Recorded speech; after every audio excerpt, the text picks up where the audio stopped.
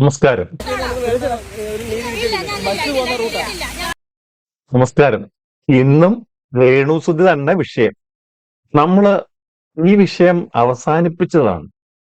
കാര്യം കൊല്ലം സുധിയുടെ മരണത്തിന് ശേഷം ഇവരെ മാക്സിമം സപ്പോർട്ട് ചെയ്തത് സോഷ്യൽ മീഡിയ തന്നെയാണ്.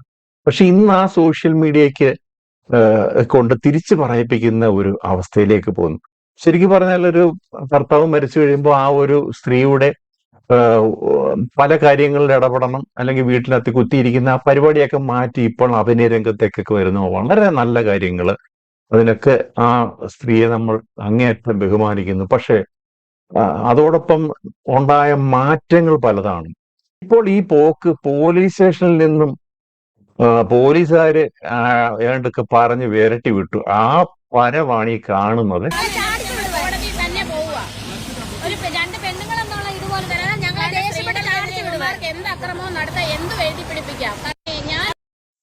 ഇത് അതിൽ വ്ളോഗ്സ് ഒരു ഈ റിയാക്ഷൻ വീഡിയോ എന്നെ കൂട്ട് തന്നെ ചെയ്യുന്ന ഒരു വ്ളോഗറാണ് അതുൽ വ്ളോഗ്സ്.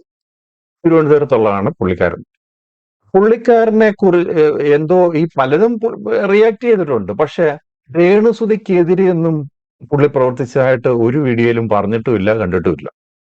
അയാൾക്കെതിരെ കൊണ്ടുവന്ന് വേറെ ആരോ ചെയ്ത പിക്ചേഴ്സും അതും ഇതും കൂടെ പോലീസ് സ്റ്റേഷനിൽ കൊണ്ടു കൊടുത്ത് കോട്ടയം ജില്ലയിലെ ചങ്ങനാശ്ശേരി തൃക്കൊടിത്താനം പോലീസ് സ്റ്റേഷനിൽ കൊണ്ടു കൊടുത്തേക്കുന്നത്. അപ്പം അവരുടെ സ്ഥലം അവിടെ ആയതുകൊണ്ടാണ് തൃക്കൊടിത്താനത്ത് കൊടുത്തേക്കുന്നത്.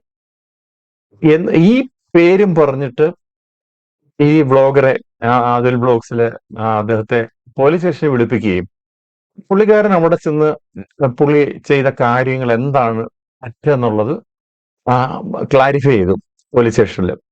ചെയ്ത് കഴിഞ്ഞപ്പം ഈ ഒരു കേസ് എടുക്കാനുള്ള ഒരു കാര്യങ്ങളും പുള്ളി ചെയ്തിട്ടില്ല എന്ന് അവർക്ക് ബോധ്യപ്പെട്ടു.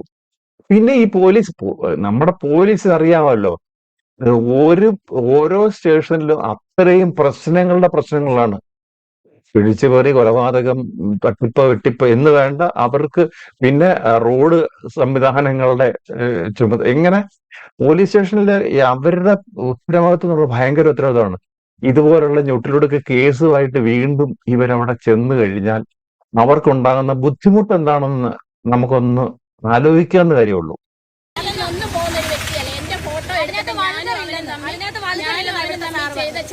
വീഡിയോ കോൾ എന്നും പറഞ്ഞ് അവന്റെ ഓൺലൈൻ മീഡിയ വഴി പ്രചരിപ്പിച്ചേക്കോ. എനിക്ക് അവനുമായിട്ട് ഈ രേണുസുതിയാണ് പുള്ളിയുടെ ഇൻസ്റ്റയിലോ അങ്ങാണ്ട് എന്തോ ഹായ് അയച്ചെന്നോ കൊളാബ് ചെയ്യുന്നതിന് വേണ്ടിയിട്ട് ഇവര് തമ്മിൽ സംസാരിച്ചെന്നോ ഒരു ലവ് ചിഹ്നം അങ്ങോട്ടും ഇങ്ങോട്ടും ഇട്ടു.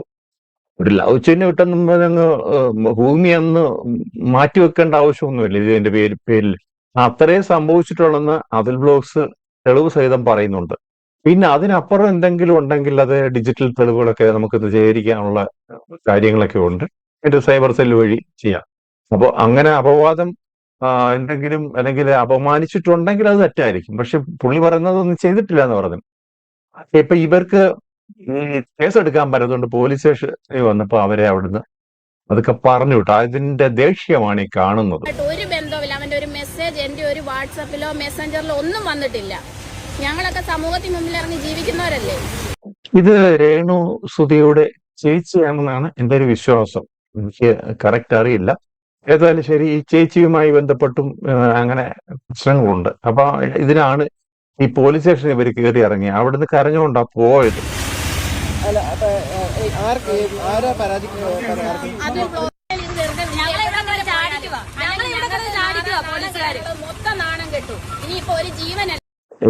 നാണക്കേടിന് വെറുതെ ഈ കൊച്ചിന് ഈ അഭിനയ രംഗവും മറ്റേതൊക്കെ ആയിട്ട് പോകുമ്പോൾ അവിടുന്ന് തന്നെ ആവശ്യത്തിന് കിട്ടുന്നുണ്ട് കാര്യങ്ങളൊക്കെ.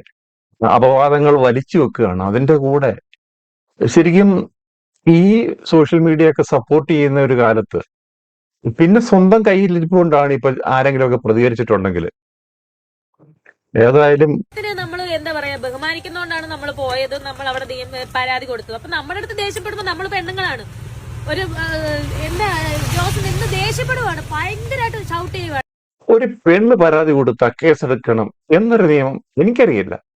എന്തായാലും ശരി, ഈ പോലീസിന്റെ ഭാഗത്താണേലും ന്യായത്തിനല്ലേ കൂട്ടു നിൽക്കും. പിന്നെ വേറൊരു ഒരു പെണ്ണ് പറഞ്ഞു കഴിഞ്ഞാൽ എപ്പോഴും അവർക്കൊരു പ്രിവിലേജ് കിട്ടും. അത് എവിടെയോ ഉണ്ട്. പക്ഷെ ഇവർക്ക് ഒരു ന്യായം ഇല്ലാത്തതുകൊണ്ടായിരിക്കും അവിടെ നിന്നും ഇവരെ എന്തൊക്കെയോ പറഞ്ഞ് വിട്ടു. അതിലങ്ങ് സങ്കടപ്പെടുകയാണ്. എന്ത് കാരണം ഞങ്ങൾക്ക് അറിയത്തില്ല. അതുലിനെ പൊക്കിയെടുത്ത് പറയുക, എന്നിട്ട് ഞങ്ങളല്ലേ പരാതിക്കാര് അല്ലേ? ഈ പരാതി സത്യമാണെങ്കിൽ അവര് പോലീസുകാരല്ലേ, അവര് ന്യായമായ രീതി ചെയ്യും. ഇതിനകത്ത് കഴമ്പില്ല എന്ന് കണ്ടുകൊണ്ടാണ് ഈ പരിപാടി അവര് ഏറ്റെടുക്കുന്നത്. ഇനി നമുക്ക് ഈ അതൽ ബ്ലോഗ്സിലെ എന്റെ ആ ഒരു കമന്റ് ഒന്ന് കേൾക്കാം. നീതിക്കൊപ്പം ന്യായത്തിനൊപ്പം ആ പോലീസുകാർ നിന്നതിൽ ഞാൻ അഭിമാനിക്കുന്നു. ഞാൻ ഒരു നിമിഷം ഞാൻ ചിന്തിച്ചു, ഇനി ഒരു പക്ഷെ ഒരു സ്ത്രീ കൊടുത്ത പരാതി ആയതുകൊണ്ട് എന്റെ പേരിൽ കേസെടുത്ത് എന്നെ അറസ്റ്റ് ചെയ്യുമോ, റിമാൻഡിലാക്കുമോ എന്നുള്ള ചിന്തയിൽ ഞാൻ ആദ്യം ചിന്തിച്ചിരുന്നു. എന്നാൽ സത്യത്തിനൊപ്പം ന്യായത്തിനൊപ്പം നിന്ന് മാത്രം I can teach you code in Python in just 30 days, even if you've never written a single line of code before. How? By using artificial intelligence.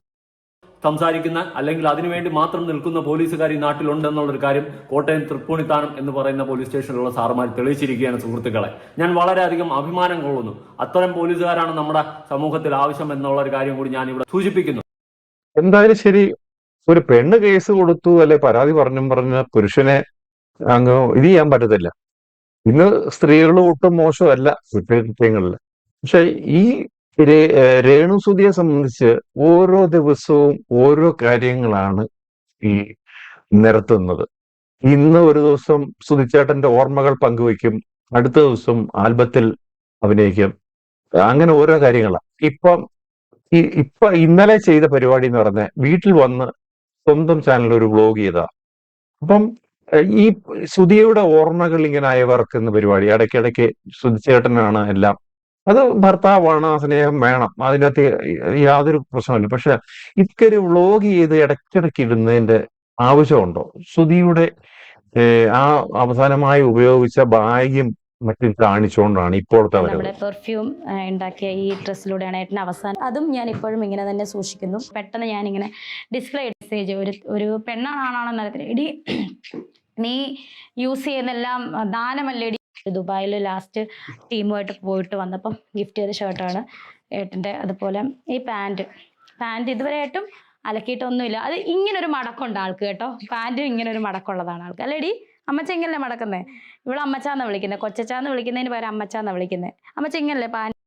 എന്തായാലും ശരി, രേണു സുധി ഓരോ ദിവസവും ഒരു ദിവസം സെന്റിമെന്റലാകും, ഒരു ദിവസം വളരെ സന്തോഷത്തോടെ പോകും. അതുപോലെ തന്നെ ഫീൽഡിൽ പോയിട്ട് ചില വിവാദങ്ങൾ ഉണ്ടാക്കുന്നു. ഇനിയും പറയാനുള്ളത് കൊല്ലം സുധിയുടെ ഭാര്യ എന്ന നിലയിൽ ഇങ്ങനെയുള്ള വിവാദങ്ങളിൽ നിന്നൊക്കെ പിന്മാറി, അതായത് കുറച്ച് ഒതുങ്ങി നിന്നുകൊണ്ട് സ്വന്തം ജീവിതം ആ കുട്ടികൾക്ക് വേണ്ടിയാണ് പോകുന്ന ഈ ഇതിലൊക്കെ ഇറങ്ങിത്തിരിക്കുന്നു പറയുമ്പോൾ ആ ഒരു സപ്പോർട്ട് കളയാതെ മുന്നോട്ട് പോകാൻ ശ്രദ്ധിക്കണം എന്ന് മാത്രം രേണു സുധിയോട് അഭ്യർത്ഥിച്ചുകൊണ്ട് അപേക്ഷിച്ചുകൊണ്ട് നിർത്തുന്നു. നന്ദി, നമസ്കാരം.